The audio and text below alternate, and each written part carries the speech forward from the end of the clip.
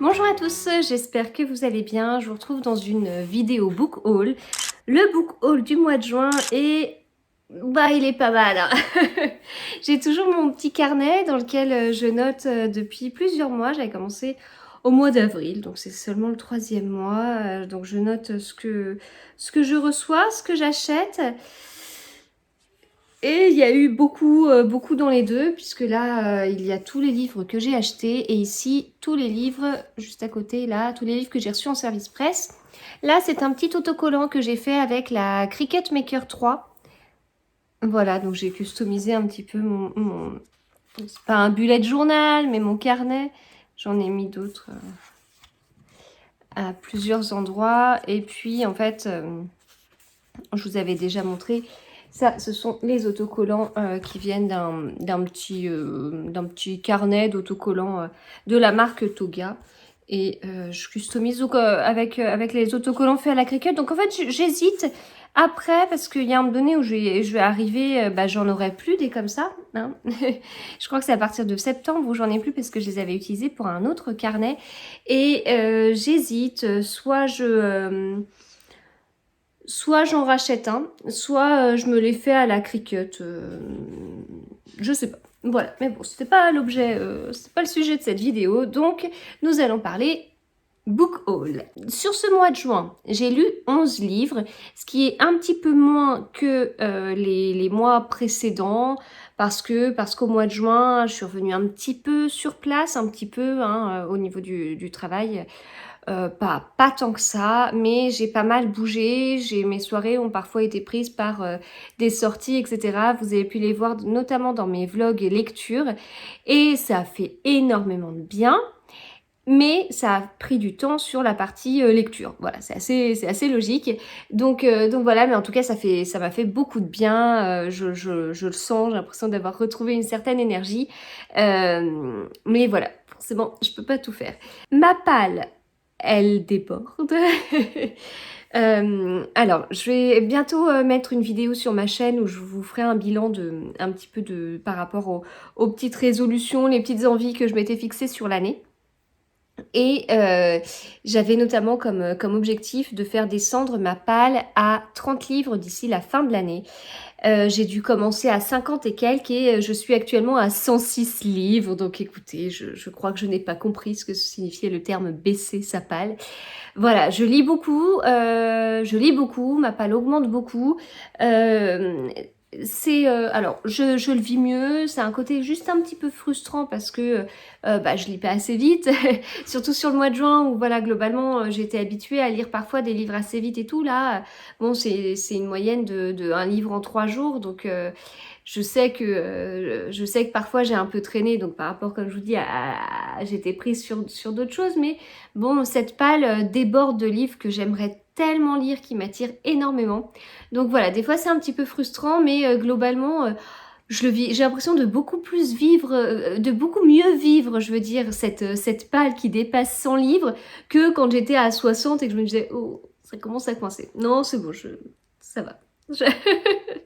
je le vis mieux. Donc si cette palle a augmenté, c'est parce que des livres sont arrivés, notamment pas mal de livres sont arrivés au mois de juin. En l'occurrence, il y en a 30 qui sont arrivés.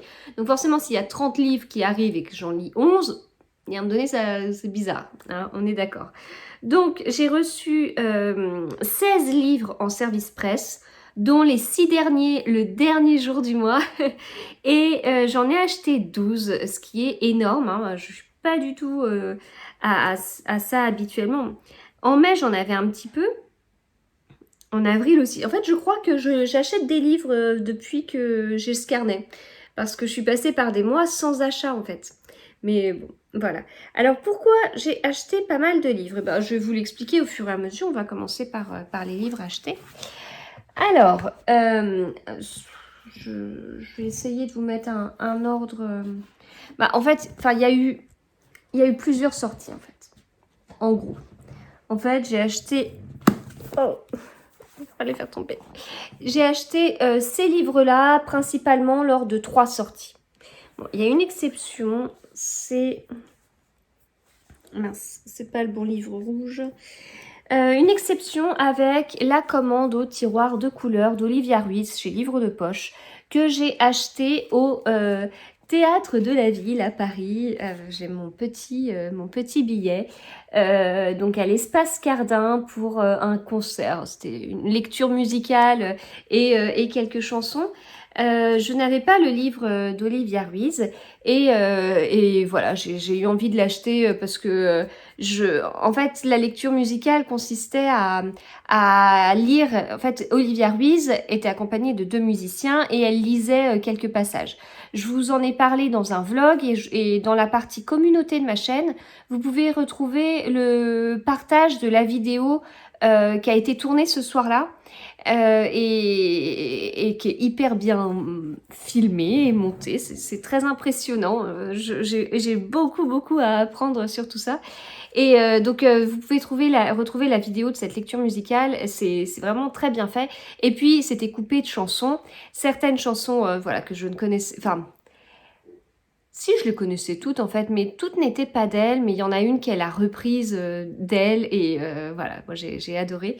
Donc j'ai acheté son livre juste avant et puis au final j'ai bien fait puisque après j'ai pu le faire dédicacer. Donc je ne l'ai pas encore lu mais j'espère le caser cet été. C'est pas un gros livre, hein, on est sur même pas 200 pages, 180. Donc voilà. Donc ça c'est lié à l'une de mes nombreuses sorties du mois de juin. Alors, dans mes autres sorties du mois de juin, de quoi je vais pouvoir vous parler? J'ai été à la librairie de la Griffe Noire à Saint-Maur, où a lieu d'habitude Saint-Maur-en-Poche.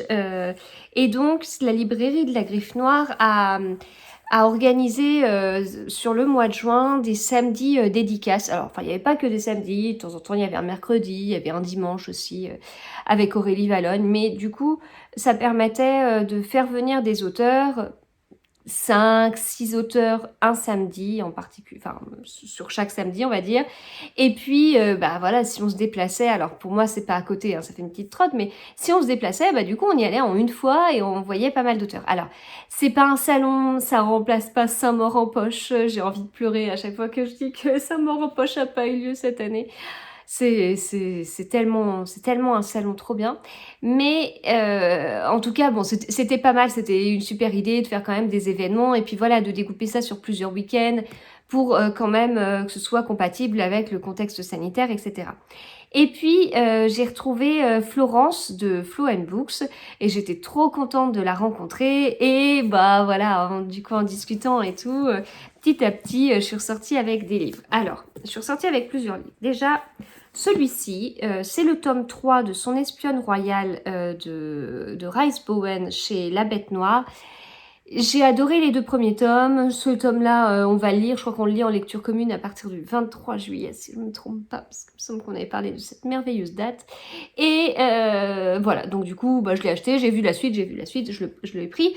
Je vous l'ai déjà dit 50 fois, mais ce sont les anciennes couvertures. La Bête Noire ressort les tomes avec la nouvelle couverture, qui est vraiment canon, mais voilà, faut le temps que les librairies écoulent les anciennes couvertures, quoi. Puis bah du coup, moi comme j'aime bien l'histoire, j'ai pas la patience d'attendre qu'un jour ça arrive, donc voilà.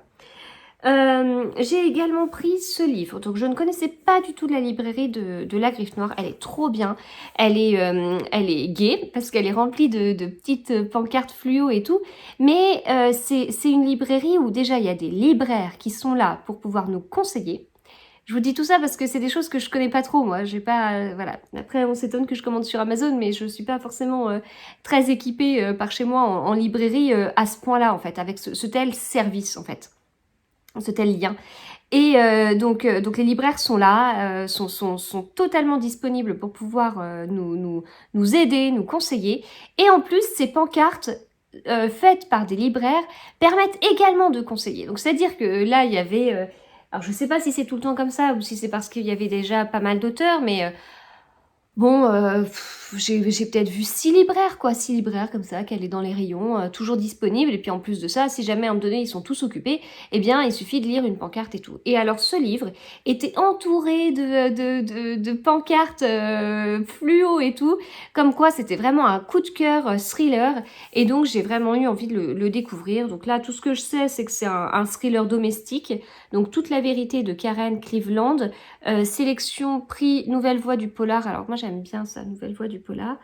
Mari parfait ou parfait menteur. Voilà, donc ça c'est pareil, c'est quelque chose que j'aime bien. Ça fait un petit peu penser à Liane Moriarty. Enfin, j'ai pas du tout lu le livre, mais je veux dire sur fait, on se fait tous confiance et tout, puis en fait on connaît pas la vie, y compris des personnes avec qui on vit. Voilà. Et là, 2 achats influencés par Florence. En fait, vous savez, avec enfin, je suis sur Livre Addict, que j'utilise pour 2 choses. Un, quand je lis mes livres, j'aime bien mettre où est-ce que j'en suis, donc je note mon nombre de pages, et puis c'est pour voir la petite barre de progression qui avance et tout. Et puis, il y a aussi une carte du monde, et ça permet de voir ça fait un petit récapitulatif de la nationalité de l'auteur. C'est pas l'endroit où se situe le livre, c'est vraiment la nationalité de l'auteur. Si on lit 10 livres du même auteur, bon, on considère qu'on a lu un auteur de cette nationalité. Si on en a lu 2, 3, 4, et ben petit à petit, la couleur du pays change et devient de plus en plus foncée. Voilà. Et en fait, de voir ça, bah, ça titille, ça donne envie. Voilà, moi, je suis tout le temps sur des pays États-Unis, Angleterre, France, États-Unis, Angleterre, France. Mais ça titille, on a envie d'aller voir ailleurs, on a envie de se dire, ah, mais en fait, c'est vrai que c'est une richesse de pouvoir. Enfin, peut-être. Alors, on peut pas faire une généralité des auteurs français entre les personnes qui écrivent du young adulte, du thriller, du policier, du contemporain, du cozy mystery, du feel good, etc., etc. Enfin, roman historique, etc. Enfin, il y a tellement de variétés. C'est difficile de mettre une carte, en fait, enfin, de mettre une étiquette. Voilà, c'est ça que je cherchais comme mot. Mettre une étiquette en disant, ah, l'auteur français, il est comme ça. Enfin, c'est très réducteur, mais malgré tout, peut-être qu'on a quand même des caractéristiques en France, on s'en rend pas compte, mais on s'en rend compte si on va découvrir des auteurs d'autres pays. Voilà. Et donc bah là, il y avait toute une partie japonaise, et puis c'était une partie que j'avais pas mal regardée en attendant la dédicace de Melissa d'Acosta. L'attente avait été assez longue et du coup je regardais mais voilà je m'y connaissais pas plus que ça. J'en ai parlé à Florence et puis du coup bah Florence elle m'a sorti plein de livres et voilà. Bon, si vous avez vu le vlog où justement elle parle de Zweig, vous comprenez tout à fait ce que je veux dire. Elle transmet sa passion et tout et là voilà elle m'a détaillé plusieurs livres, ça m'a vraiment donné envie donc voilà. Donc au final, j'ai pris La fille de la supérette de Sayaka Murata chez Folio. Donc c'est un livre très court qui fait 143 pages que j'ai hâte de lire. Alors je sais pas encore comment parce que plusieurs d'entre vous m'ont parlé d'une lecture, enfin que ce serait sympa de faire une lecture commune et en même temps c'est le livre parfait pour pouvoir insérer comme ça du genre j'ai de l'avance sur une lecture commune et la suivante commence le lendemain ou un peu après. Hop, petite fenêtre disponible où je sors le livre, voilà. Donc je sais pas encore, mais j'aimerais beaucoup le lire cet été. Et autre auteur japonais, Keigo Higashino, c'est Le dévouement du suspect X. Alors, a priori, je sortirais de ma zone de confort, mais il était question d'un professeur de mathématiques.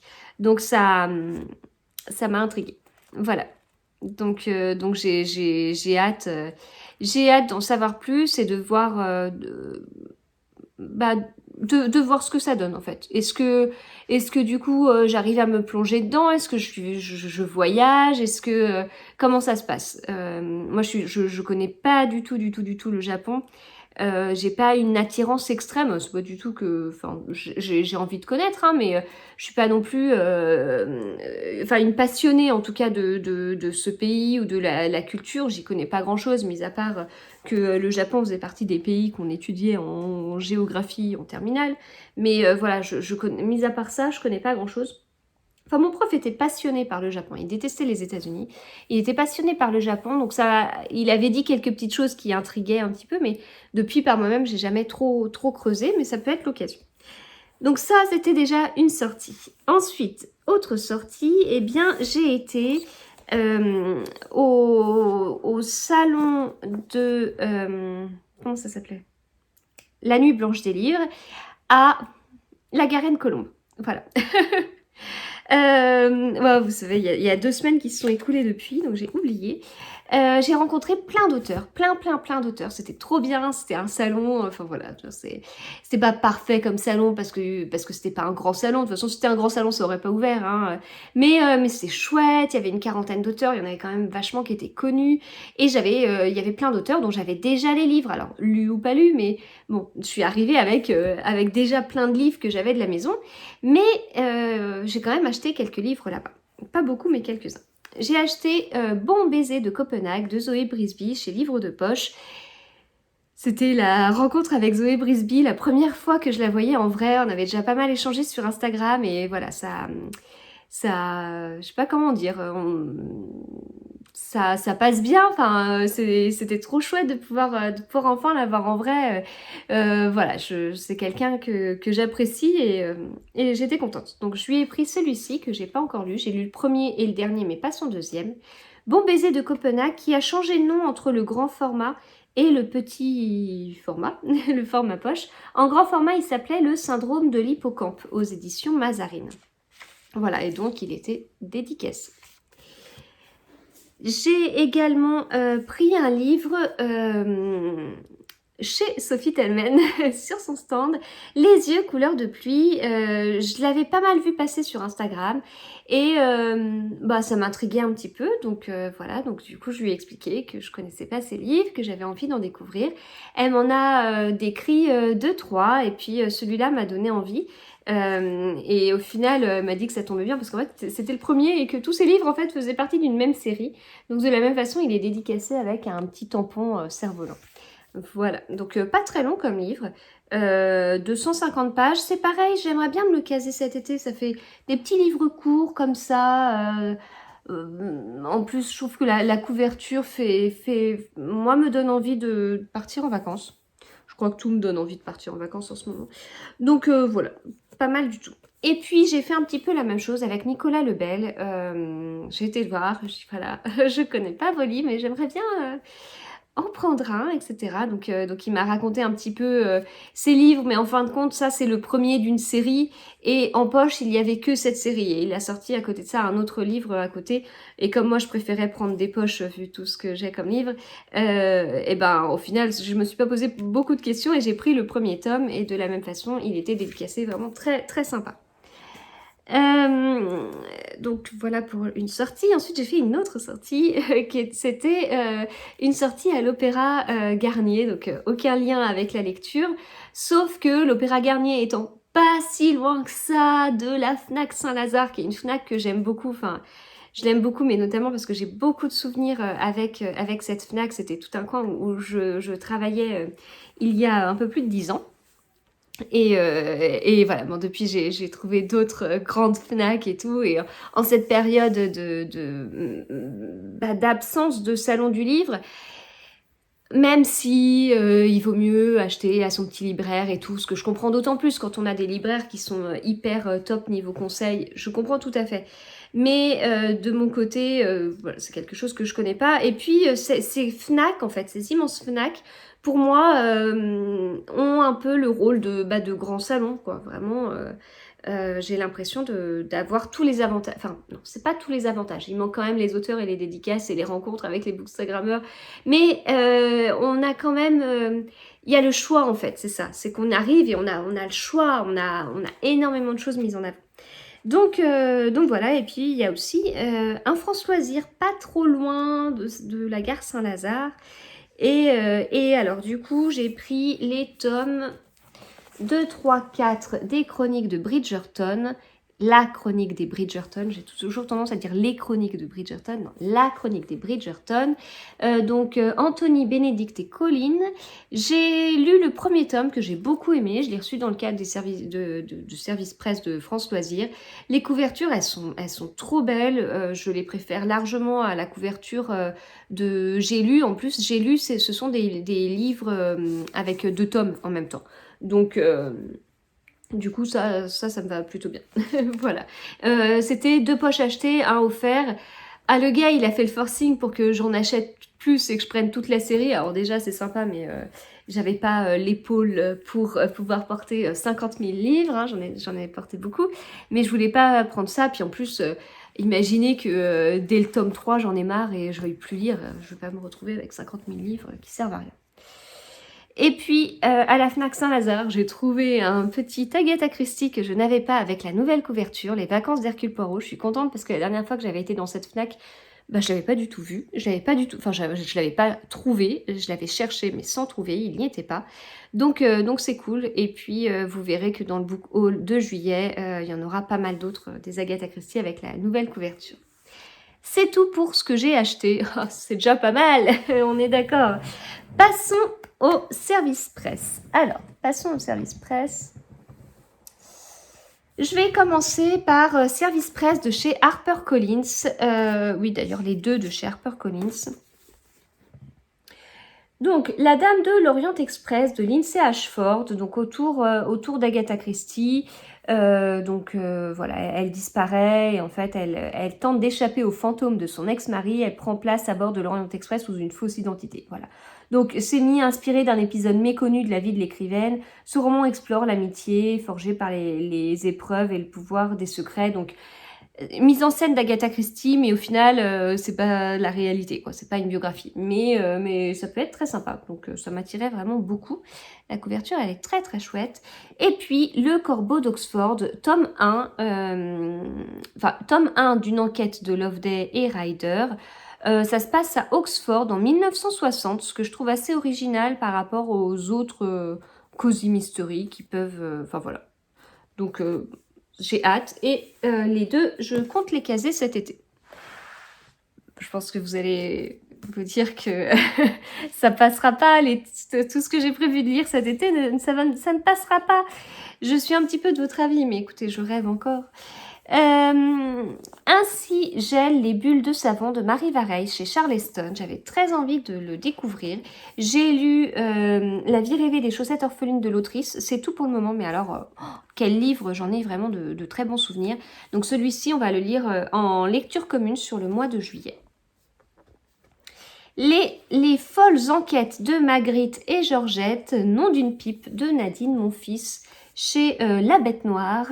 Donc celui-ci, je l'ai pas reçu en service presse, je l'ai reçu dans le cadre de la masse critique Vabelio, masse critique sauvage, non prévue. Donc voilà, pareil, on va le lire en lecture commune sur le mois de juillet, d'autant plus que j'ai une deadline.